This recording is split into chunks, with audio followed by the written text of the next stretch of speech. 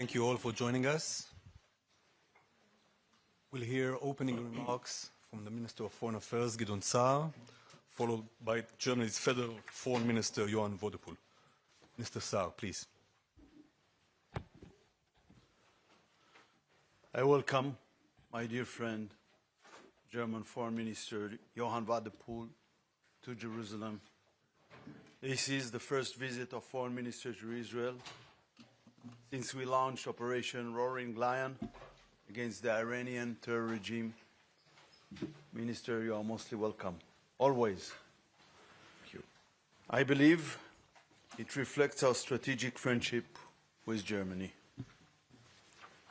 Our joint action with the United States against the Iranian regime comes amid the international community's long-standing failure to prevent nuclear proliferation from mad regimes. This happened in the mid-90s with North Korea. East Asia, including our mutual friends, Japan and South Korea, would have been safer if past leaders had acted on time. Unfortunately, there's a reality now that can't be reversed. Israel acted to prevent nuclear proliferation from mad regimes. In 1981, under the Prime Minister Menachem Begin, Israel destroyed Saddam Hussein's nuclear program in Iraq. The international community condemned Israel then.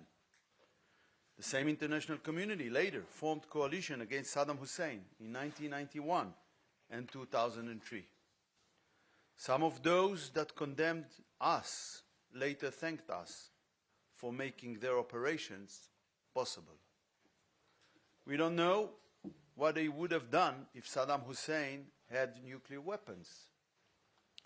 I personally heard it in Washington, D.C. from a very, very senior officials in 2002 that America is lucky Israel acted in 1981.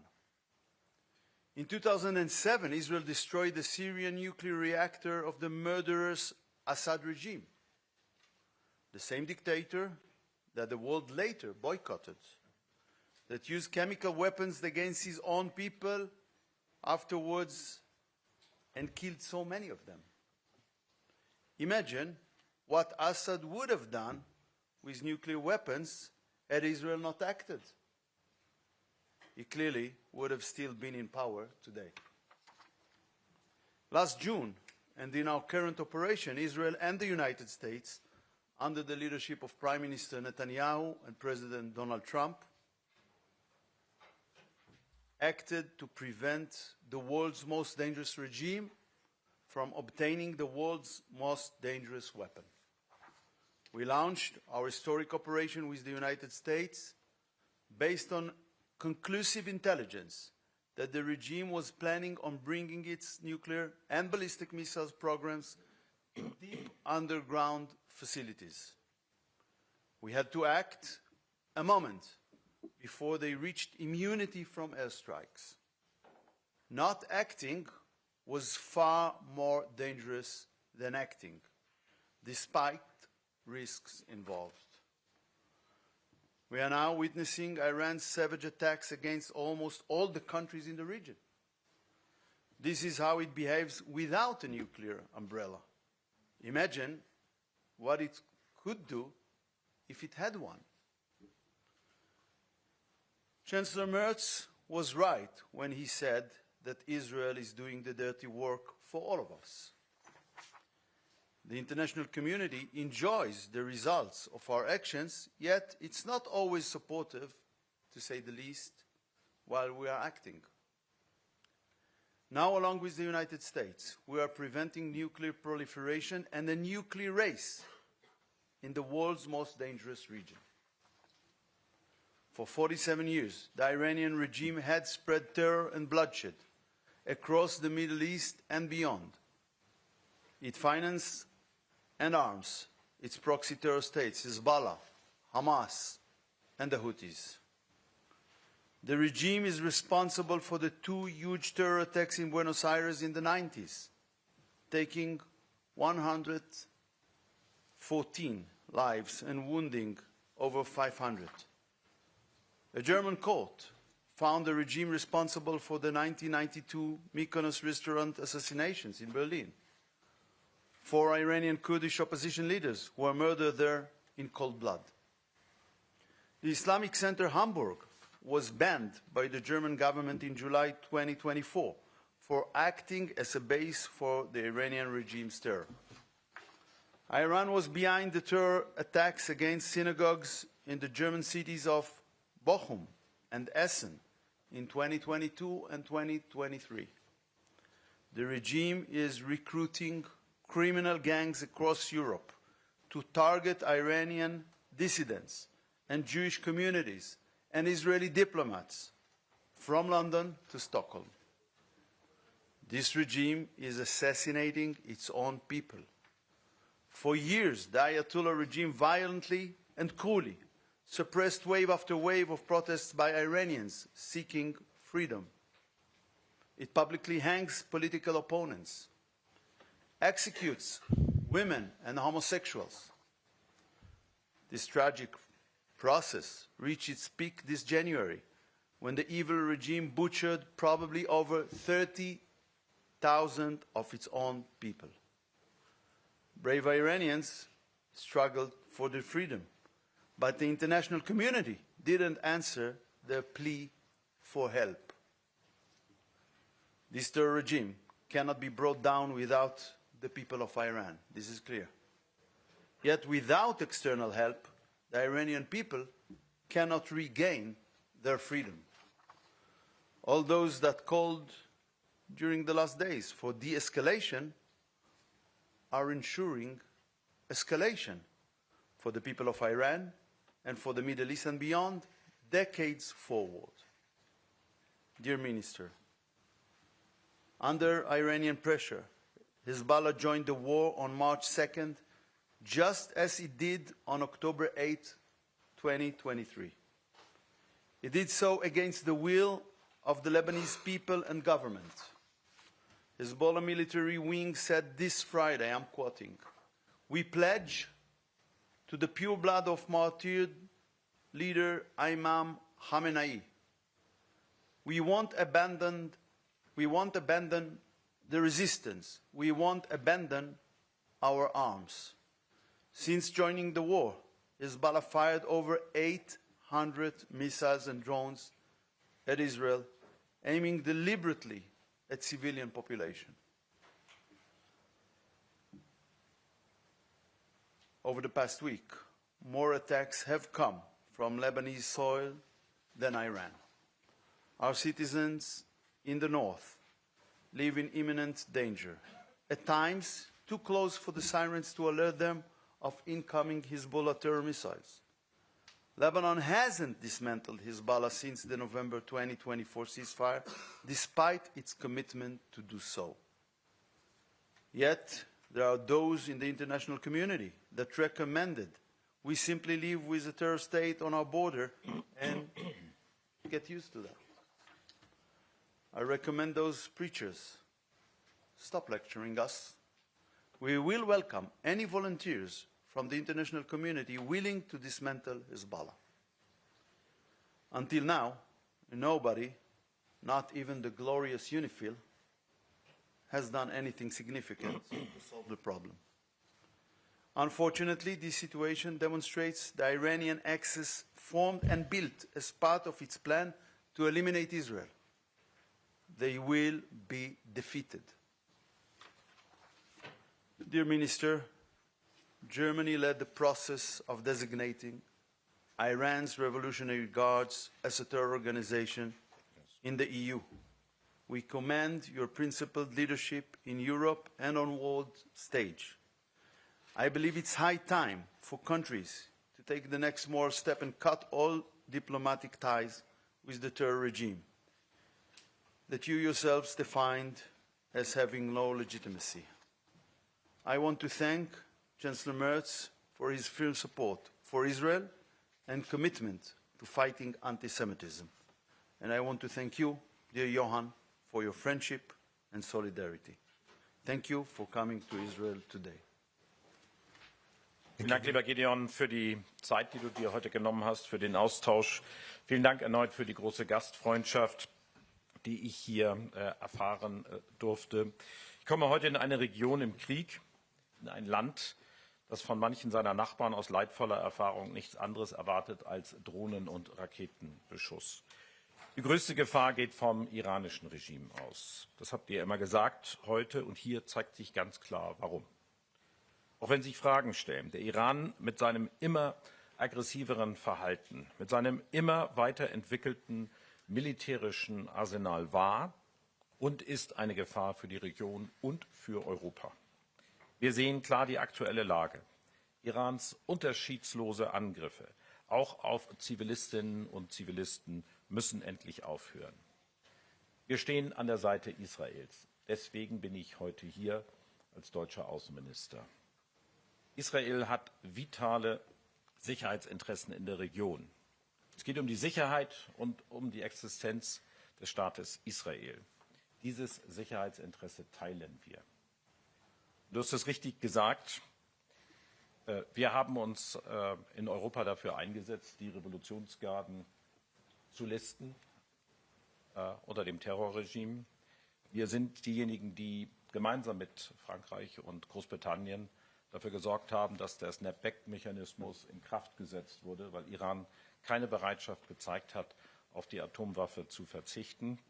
Und deswegen gilt für uns, wir haben eine enge Sicherheitskooperation und wir haben insofern gleiche Interessen, über die wir heute intensiv miteinander gesprochen haben.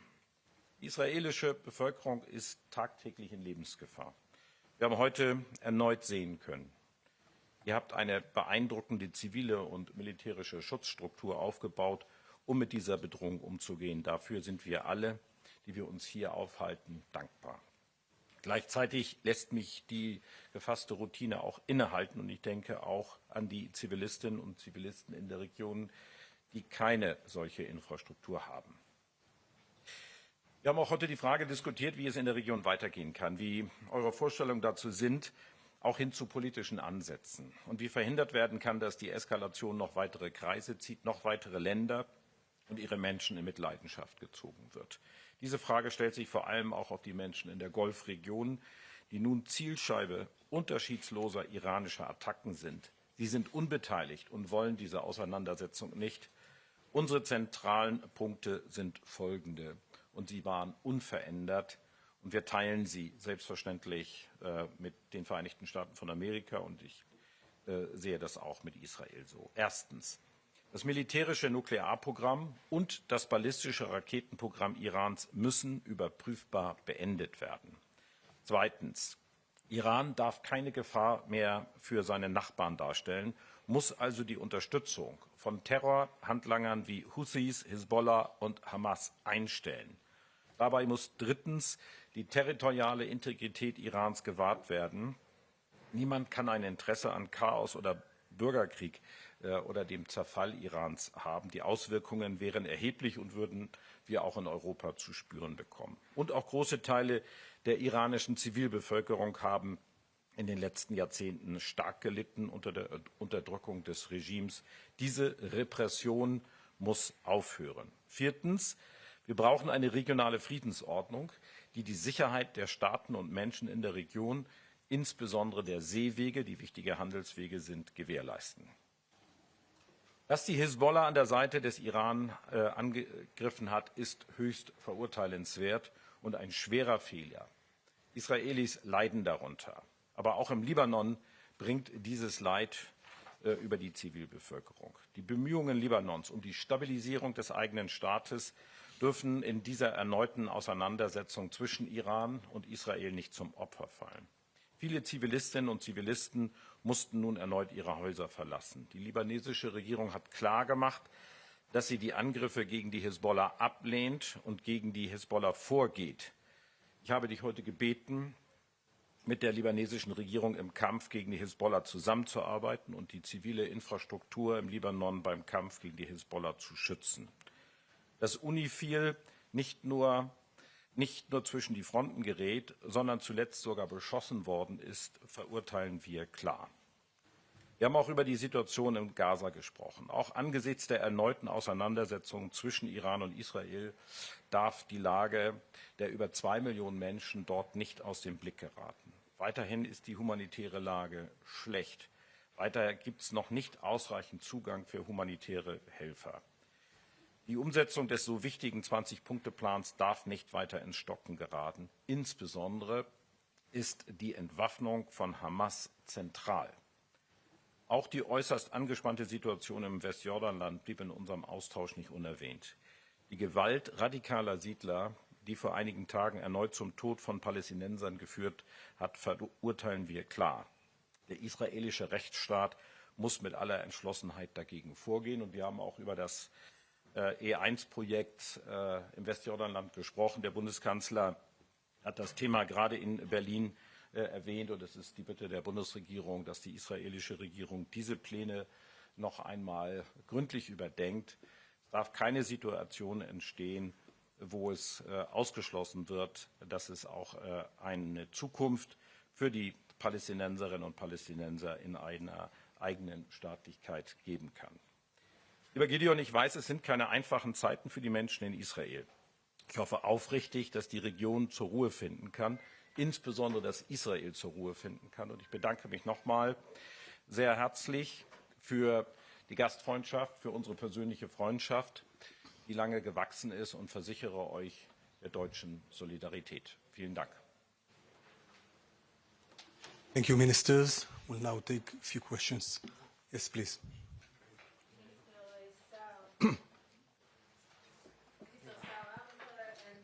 Thank you. Are Israel and the U.S. really close to end the war in Iran, even the regime is still standing, or we will continue until it falls? What goals can we say we have already achieved in this war? And one more, please. One question, please. That was at least it's 3 questions. No. Let's keep it to one, please. Thank you. Write it down. You know, the first was Israel and the United States. I just want to. Can you repeat the first one, please, Sherif? Yeah, are Israel and the U.S. really close to end the war in Iran? Even the regime is still standing. Thank or you. we will continue. And please, We'll keep it to this, something and we'll allow others. about Hezbollah. How does the hitting Hezbollah is a coordinated goal with the U.S.? Thank you, Sherif. Thank you. So I saw yesterday because you asked, if you would have asked only about Israel, I might answer in a different way, but you asked about Israel and the U.S. So I followed yesterday announcement and press conference of President Trump. He said that the war will not end this week. Please speak with me about it next week. Thank you. Next question. There was another question, sorry. Next question was about Hezbollah. Well, I cannot speak for the American administration, but it is clear to me that America support Israel's right for self-defense. And what happened on March 2nd is that Hezbollah attacked Israel, and we knew, we had an assessment they might do that. We shared it with our American friends, and it is clear they attacked us unprovoked. So they did basically the same thing on October 8th, 2023. They joined the war for the second time, against the will of the people of Lebanon and against the interest of the state of Lebanon. So I don't believe we have a dispute with the American administration about our right to defend ourselves. We will continue to defend ourselves. Thank you. Yes, please. Mikrofon. Danke, Herr Minister. Sie haben die Warnung, die auch vom Kanzler bereits vorgetragen wurde, auch nochmal vorgetragen, dass die territoriale Integrität des Iran gewahrt werden müsse und ebenso natürlich auch die Infrastruktur. Woran haben sich die Zweifel genährt, dass das vielleicht jetzt anderweitig kommen könnte? Und haben Sie den Eindruck, dass diese Mahnung auch angekommen ist bei Ihren Gesprächen hier in Jerusalem? Und Herr Minister Saar, Wie schätzen Sie diese Mahnung ein und passt das zu der Art des Krieges der Selbstverteidigung, den Sie hier führen? Nein, ich habe das nicht speziell hier in Jerusalem angebracht, sondern ich habe das deswegen erwägt, weil der Bundeskanzler den Punkt in der vergangenen Woche gemacht hat. Wir natürlich in den vergangenen Jahren beobachtet haben, dass das auch in Staaten zu einer Entwicklung führen kann, die am Ende zu weniger Menschenrechten, zu weniger Sicherheit in der Region führt. Deswegen wollte ich den Punkt hier noch einmal machen. Jeder fühlt mit dem iranischen Volk und jeder weiß, dass dieses Volk von diesem Regime gequält, vergewaltigt, in Gefängnisse geworfen und getötet wird. Und deswegen wünschen wir dem iranischen Volk, dass es befreit wird und dass es eine Entscheidung in Freiheit treffen kann über seine Zukunft. Aber das ist eine Entwicklung, die muss im Iran stattfinden. Das ist eine Frage der Selbstbestimmung der Iranerinnen und Iraner. Und wir glauben, dass die sicherheitspolitische Lage insgesamt dennoch es erfordert, dass Rücksicht darauf genommen wird, dass die staatliche Entität des Iran gewahrt bleibt.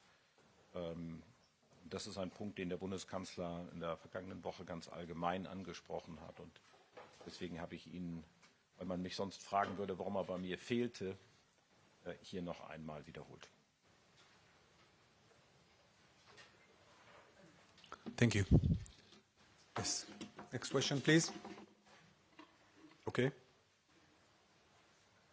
Please.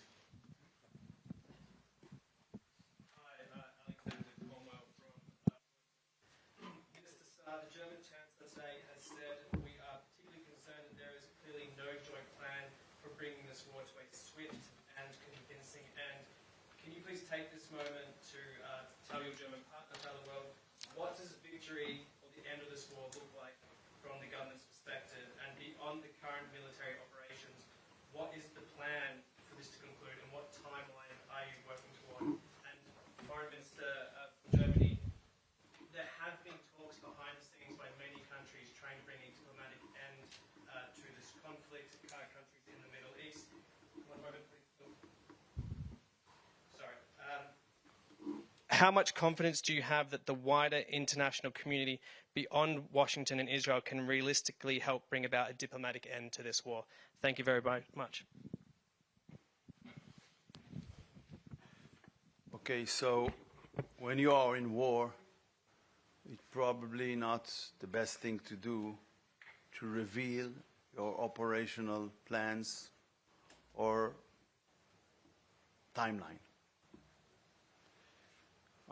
In my tete-a-tete meeting with my friend, with Johann, I exposed what we did until now in terms of hurting nuclear program, ballistic long-range missiles program, regime targets, repressive regime objectives, and so on. We have huge achievements already, and we will, in due time, we will consult with our American friends when we will think it is the right time to do that. We are not looking for an endless war, but it is very important for everyone who is looking around, seeing what Iran is doing. You had a demonstration. You saw this demonstration on December and January, what they are doing to their people. Now you can see what they are doing to all the countries around, not only Israel. And I was with the minister in Bet Shemesh, and we spoke with relatives of some of the victims of this terror attack. They are targeting civilian population with cluster head bombs. So just imagine what will happen if they will be able to continue with their plans, what will happen to the stability in this region and beyond this region. We were very accurate describing what we want.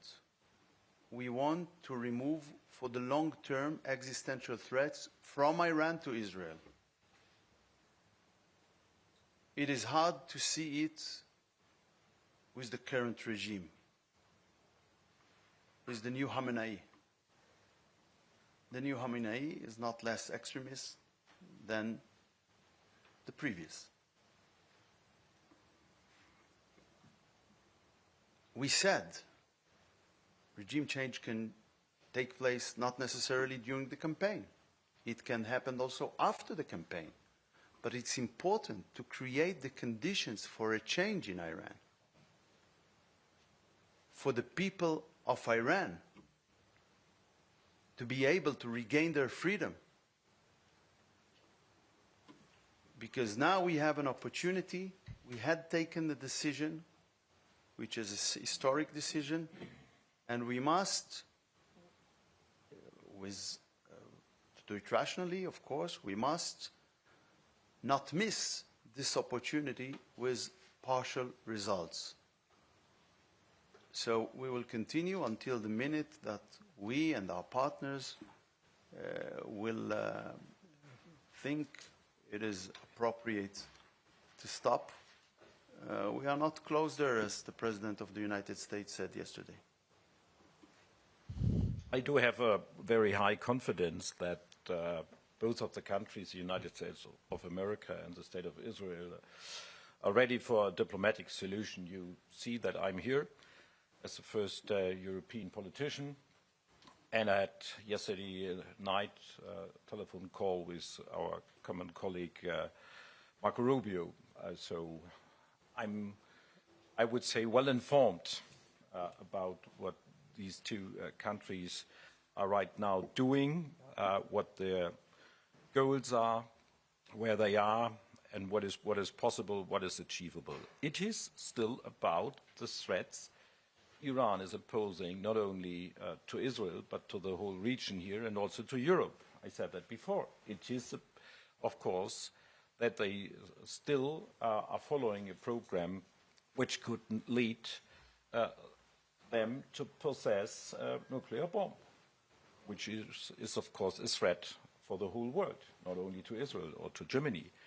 They are on a way with their ballistic missile program to possess really a huge amount of these weapons, which are threatening all of us, and so on and so on. And they are still feeding and commanding, as we see with Hezbollah, these terrorist groups which are attacking Israel, Hezbollah, Houthis, and Hamas as well. So this is still the case. And if they were ready for a diplomatic solution, it is achievable.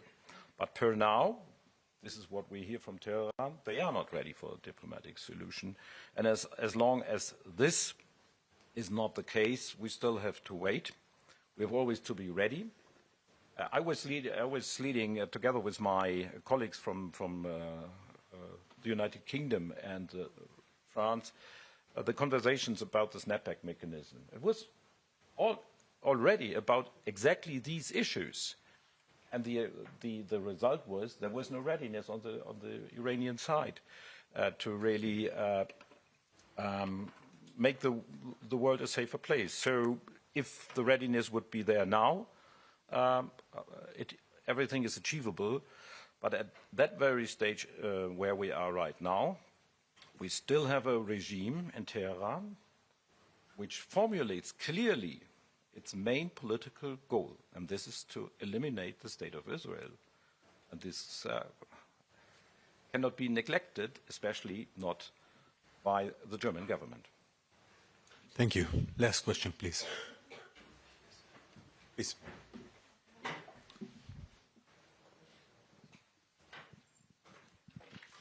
Katharina Kunert von Funk. Meine Frage geht an Sie, Herr Wadephul. Wie reagieren Sie auf kritische Stimmen aus der deutschen Bevölkerung, die sagen, Deutschland, die deutsche Regierung steht zu sehr an der Seite Israels in diesem Krieg? Wir sprechen darüber. Das ist eine Sache, die wir in Deutschland tun, die ich auch in der deutschen Öffentlichkeit getan habe und zu der ich auch jeden Tag weiter bereit bin und die ich auch mit Menschen in ganz normalen Veranstaltungen wie in der letzten Woche geführt habe. Aber ehrlich gesagt, Die Zustimmung, die wir zu unserer Politik in dieser Situation erfahren, ist sehr groß, weil wir sehr nachvollziehbar schildern können und das ja auch tun, welche Gefahren von Iran ausgehen und weshalb es diese derzeitige militärische Auseinandersetzung gibt. Dass wir schwierige Themen nicht verschweigen und darüber auch diskutieren, das wissen Sie, das gehört zu unserem Verhältnis dazu. Ich habe über die Siedlerthematik hier gesprochen, ich habe über Gaza gesprochen. Auch über so etwas reden wir miteinander, da haben wir ein offenes Verhältnis. Aber all das stellt doch nicht in Frage, um was es jetzt in dieser Stunde geht. Es geht darum, dass wir hier einen Aggressor in der Region haben, der den Staat Israel, die ganze Region, aber auch Europa sehr bedroht. Und in dieser Situation muss man wissen, wo man steht. Und ich denke, da ist klar, dass wir an der Seite Israels stehen. Das mache ich durch meinen Besuch deutlich. Ein Besuch unter Freunden, der Solidarität ausdrückt. Aber zu dieser Solidarität gehört ja immer auch dazu, dass wir auch über kritische Punkte miteinander sprechen. Und für diese Politik erfährt die Bundesregierung nach meiner Wahrnehmung in Deutschland eine große Unterstützung. Thank you, everyone. This concludes our press conference. Thank you.